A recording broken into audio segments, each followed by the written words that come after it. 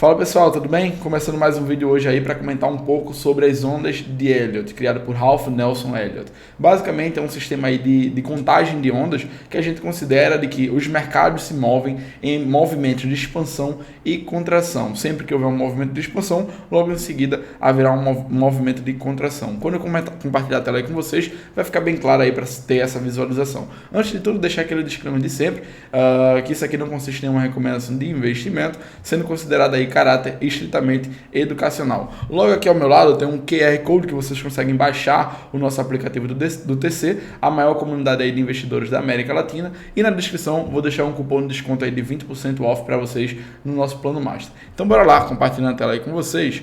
Aqui na parte das ondas, contagem de ondas, Elliott considerava que, lembrando que isso aqui seria um movimento de alta, Elliott considerava que os mercados se movessem em movimentos de contração, de expansão e contração. Expansão, contração. Expansão, contração. Isso daí é um movimento bem interessante para a gente conseguir observar o mercado para onde está indo. O pivô é considerado o primeiro zigue-zague ascendente. E esses movimentos aqui eles são contados em 5 ondas.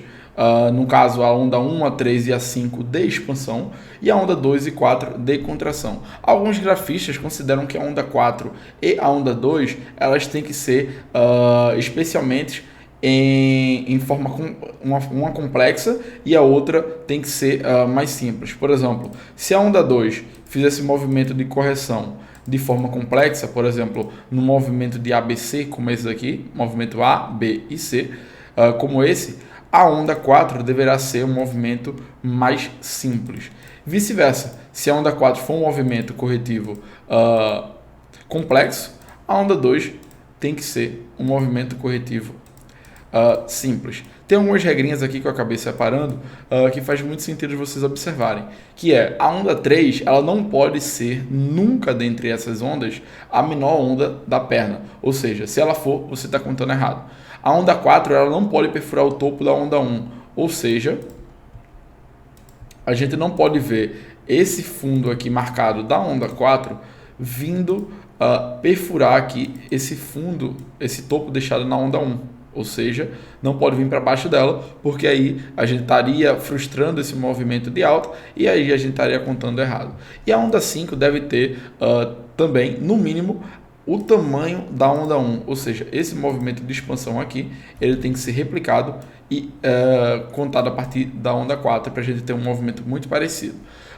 Alguns aí conseguem considerar, através de ferramentas de Fibonacci, que a onda 2 deveria ser 1618 do movimento da primeira pernada, ou seja, a gente teve 100% dessa pernada, a gente projeta a partir do novo fundo marcado da onda 2, e a onda 3 deveria ser 1618 desse movimento para cima.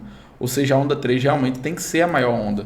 E dado isso daí, qual movimento que a gente, como operadores, deveria buscar? O começo da onda 3. Ou seja, a partir do momento que a gente tiver um rompimento por aqui e a gente conseguir considerar esse movimento daí uma antecipação de pivô de alta, ou seja, tomar aqui com esse risco mínimo, né? Ou seja, stop abaixo dessa região, ou até mesmo a melhor maneira de se operar e também que toma um risco maior seria comprar o começo da onda 3 com stop abaixo da onda 1. Então isso aqui são para pouquíssimos operadores, mas se você for ver um risco ok, razoável, a gente teria um stop abaixo do fundo marcado da onda 2 para a gente vir buscar todo esse movimento de expansão. A onda 4 também seria um movimento interessante para a gente continuar e ver um movimento bem de expansão da onda 5, né? Então esses movimentos aqui, quando a gente olha para essa parte do gráfico e ver aqui esse movimento de ABC, é um movimento corretivo de toda essa expansão inteira, para a gente ver continuidade do movimento de alta. E para baixo também é a mesma coisa. Para baixo a gente tem movimento de expansão e contração, e também assume-se as mesmas regras. Eu separei um ativo aqui que está bem interessante e fez um movimento muito parecido com esse, que dá para a gente considerar aqui sendo vale.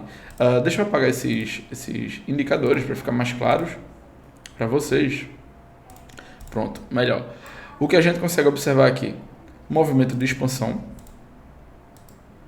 da onda 1, movimento de correção em formato de triângulo da onda 2, ou seja, movimento complexo.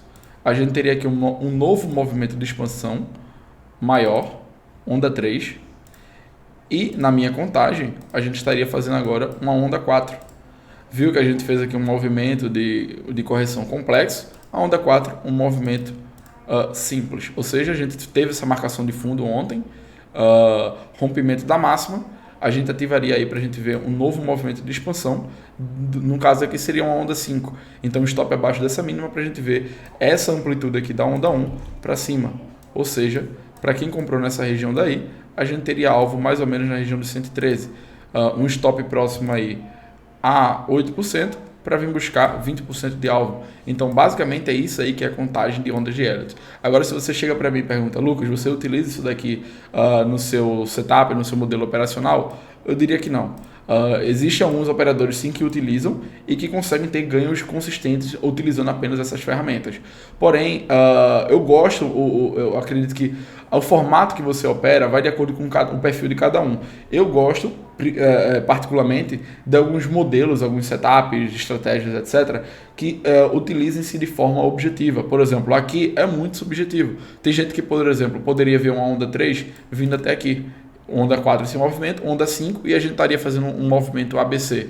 Então, por conta dessa subjetividade, eu acabo não utilizando no meu sistema operacional. Porém, tem gente que sim utilizam e faz sentido você ter utilizá-la, né? Então, no caso assim, a partir de testes, acompanhamento de mercado, você vê que faz sentido, que seu operacional e seu perfil se encaixa com isso daqui. Então, é uma ferramenta a mais para você adicionar. Como tentar objetificar isso daqui e como é que eu utilizo? Eu sempre tento pegar o primeiro movimento, que no caso seria a onda 3, só que sem pensar em contagem de ondas.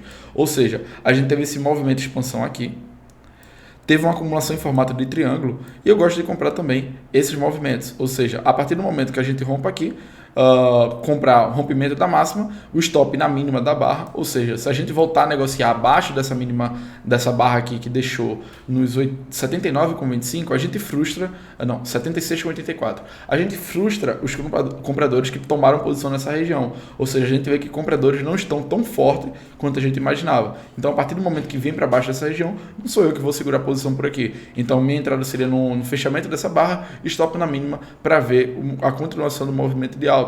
Então vocês conseguem operar isso daqui com alguns setups em conjunto, né? A gente vê que a análise técnica não é um movimento que você opera somente uma coisa ou outra. Por exemplo, aqui a gente pode ver um preço de fechamento de reversão nesse candle do dia 14 de janeiro. Aqui a gente vê uma operação por um Dave Landry.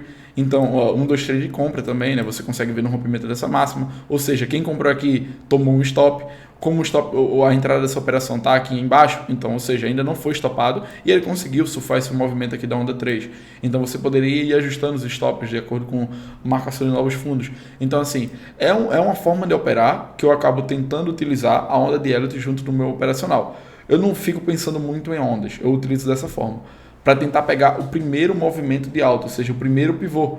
A partir dali, a gente espera que continue o movimento de alta para surfar novos movimentos. Tá bem? Então por hoje é isso. Qualquer dúvida aí que vocês tenham em relação à análise técnica, me manda uma mensagem aqui nos comentários ou até mesmo nas minhas redes sociais, dentro do TC, Instagram ou também no Twitter. Tá logo aqui embaixo, @LucasGassis com o V no lugar do U. Não esquece de se inscrever no canal, deixar o like, marcar o sininho, né, para ter notificações sempre que for postado um vídeo novo por aqui. E é isso, vejo vocês aí nesse sábado pra gente fazer uma live às 10 horas da manhã, compartilhar um pouco mais aí da visão que eu tô tendo para a próxima semana e tirar dúvida de vocês que tenham em relação à análise técnica. E na semana que vem, continuando os vídeos aí normalmente nas segundas e quarta-feiras. Valeu, um abraço, até mais, tchau, tchau.